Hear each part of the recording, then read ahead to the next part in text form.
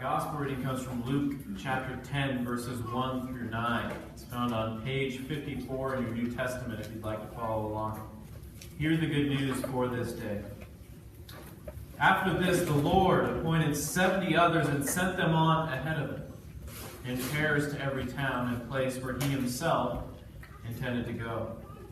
He said to them, "The harvest is plentiful, but the laborers are few. Therefore ask the Lord of the harvest to send out laborers into his harvest. Go on your way. See, I am sending you out like lambs into the midst of wolves. Carry no purse, no bag, no sandals, and greet no one on the road. Whatever house you enter, first say, 'Peace to this house.' And if anyone is there who shares in peace, your peace will rest on that person, but if not, it will return to you. Remain in the same house, eating and drinking whatever they provide, for the laborer deserves to be paid. Do not move about from house to house.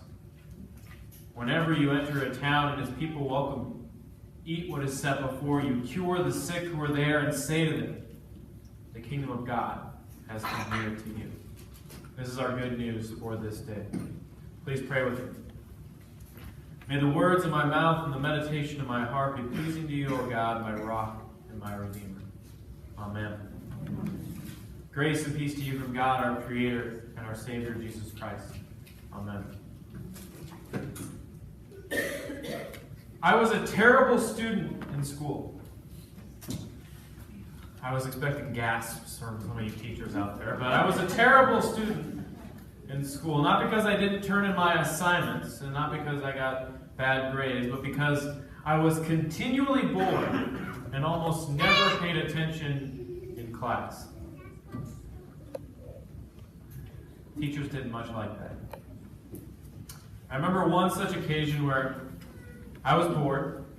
I had my head down on my desk and I was looking longingly out the window. And then suddenly Mr. Ash, my fourth grade teacher, was standing next to me yelling at me at the top of his lungs. He could have been yelling at me for quite a while, so let's not immediately be too harsh on Mr. Ash. As I said, I was staring outside with my head down. I may or may not have fallen asleep at some point. When I looked up at him with a blank look on my face, that infuriated Mr. Ash all the more. And he suddenly flipped my desk over. This was back when you could do things like that without getting fired. And he goes to start yelling at me some more when he notices everything that falls out of my desk. And it wasn't what should have been in there. It wasn't pencils. There actually wasn't a single pencil. It wasn't paper. There wasn't a single piece of paper. There wasn't homework. There weren't school books. The only thing that was in my fourth grade desk were Calvin and Hobbes comic books. I was so woefully unprepared for class that it broke through Mr. Ash's anger, and he'd never stop laughing about that for the rest of the day. In undergrad, at the University of Washington, I got in the habit of bringing a backpack with me to class, so check there. But I didn't put pencils in it, didn't put paper, didn't put school books. To every class that I ever went to at the University of Washington, I mostly carried one thing: a bag, a container of Chips Ahoy cookies.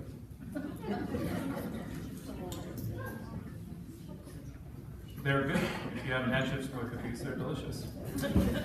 On the occasion that a teacher would spring a test on me, unprepared, unannounced, and I didn't have paper, pencil, all those kind of things, I would lean over to the person next to me and say, "Hey, can I have a piece of paper and pencil? I'll give you a cookie."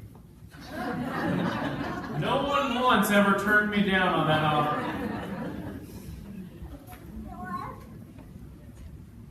All through school, beginning to end, I have been woefully unprepared for school.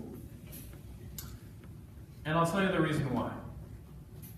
Because even though we've been told that something terrible will happen if we are unprepared, even though we are warned that some ill thing will fall on us if we don't bring with us every single thing we might need for any possible contingency, I have learned that there are generally zero consequences for being unprepared most of the time.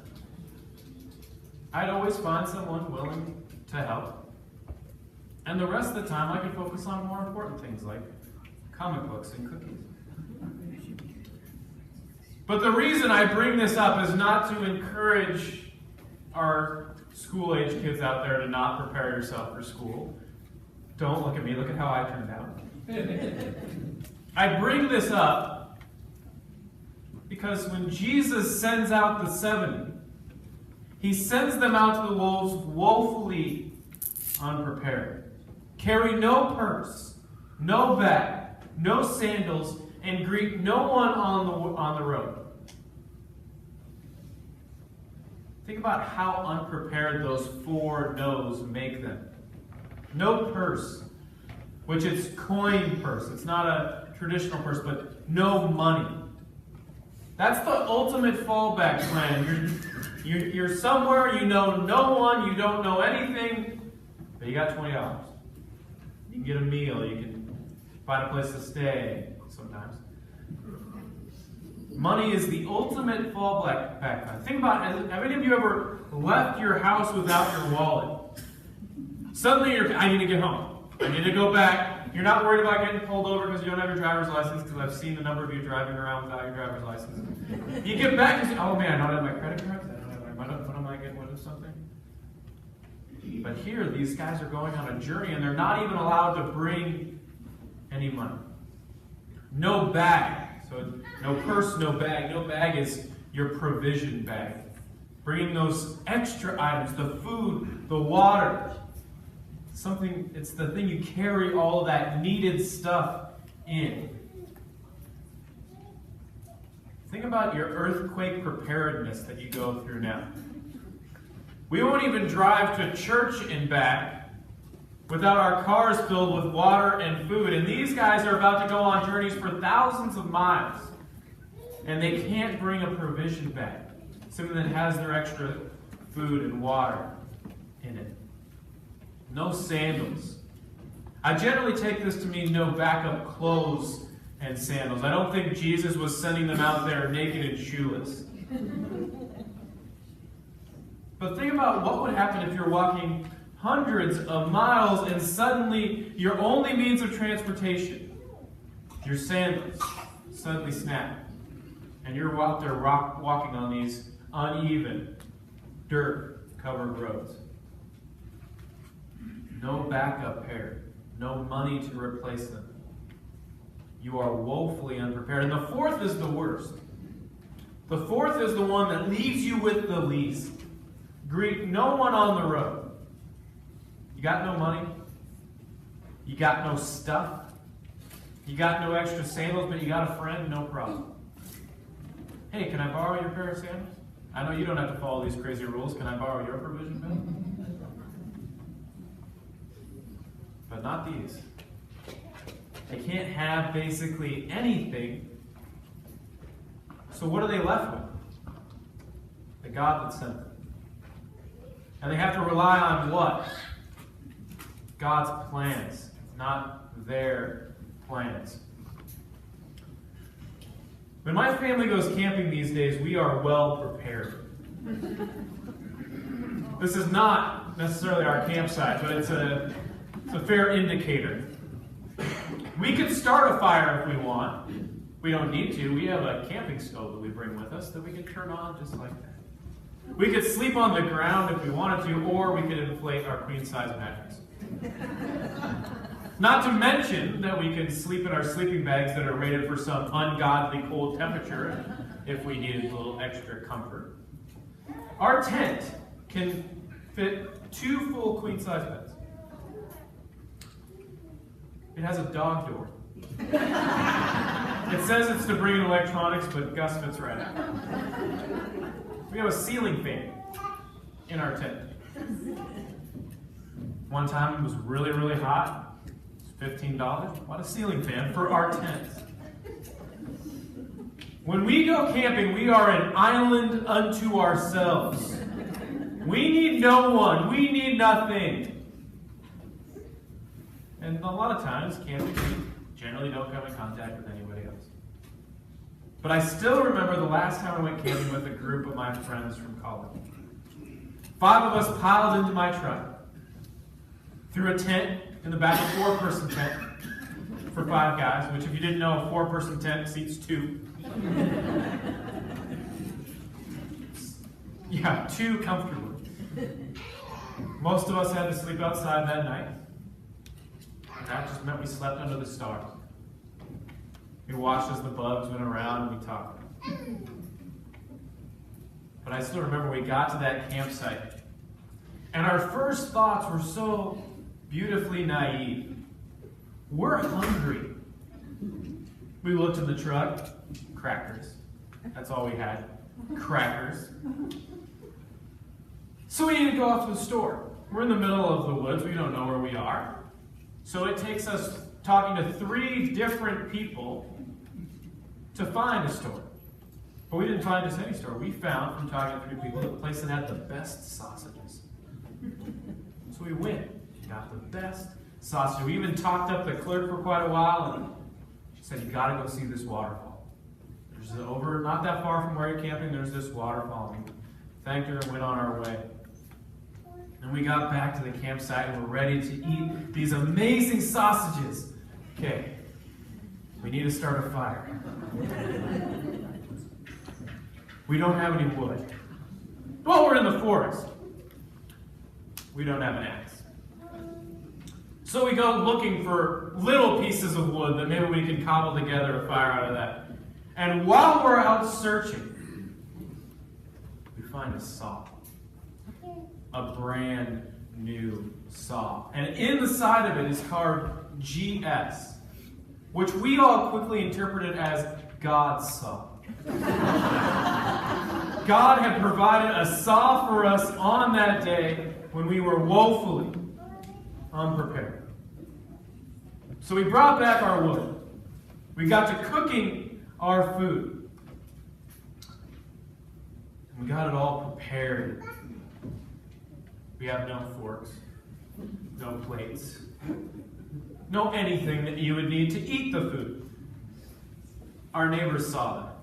They saw how pathetic we were in our preparations, and they gave us plates, silverware. We spent much of the rest of that night talking to them. What do we miss out on when we're so well prepared that we don't need to connect to anyone, talk to anyone, that we never have to experience any unscripted moments in our life? We miss out on amazing sausages, a waterfall, God's saw. We miss out on connecting with our neighbors. What do we miss out on when we are so well prepared that we're an island unto ourselves? The possibility of God to do something really fun, really extraordinary, really powerful. Is there danger in being unprepared? Of course. But there's opportunity. You can almost imagine the 70 that Jesus was sending out. They already had their trip planned in their head. I'm going to go to Jim's house, I'm going to go to Stephen's house, then Elizabeth's. There'll be no one new, no place new, no thing new. Everything well coordinated and small. And the ministry of Jesus would have died in Jerusalem.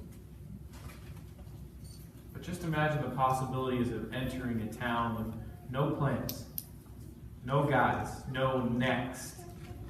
And all you have to fall back on are the plans, the opportunities that God has for you. God can do great things with that. But this story, this message, this moral is complicated. And I know you're all running through the complications in your head right now. There's a reason we give you a bulletin when we come into the service, so we know what's going to happen. When you go on a trip, you get a travel itinerary so you don't miss those ultra important things. We're throwing a carnival in August. We don't just suddenly announce there's a carnival in August and hope somebody brings the ponies. No. We plan. Planning is good. But when our lives become so well planned, so well protected, so well insulated that we never let anyone in, never need anyone or anything, never take part in anything unexpected, never make space for any of the unknown plans of God, we miss out on so much beauty, so many miracles, so many opportunities for our lives and the world to be better. Think about who you talk to on Sunday morning. Same group of people usually, right? What if you talk to one other person? Think about the coffee shop you go to every Monday or Thursday. You walk in. They don't even say anything to you. They just hand you a coffee and you pay them the $1.98 exactly that you happen to have because you knew exactly what it cost. What if you went to a different coffee shop? What if you read a book that you wouldn't normally read? What if you listened to a different radio station? What if you, God forbid, listened to that heathen news station that is completely opposite to your objective news station that you watch on a regular basis? What if you allowed yourself to go on a walk or a drive without a plan other than a prayer, asking God to lead you out? I'm not going to tell you to carry no purse, no bag, no sandals, and greet no one on the road. But I will tell you, I will ask you, I will encourage you to try and create places for God to do something miraculous in your everyday life, your everyday grind, your everyday moments. Because then they might just become not so everyday. And our lives will become just a little more God-filled. Amen.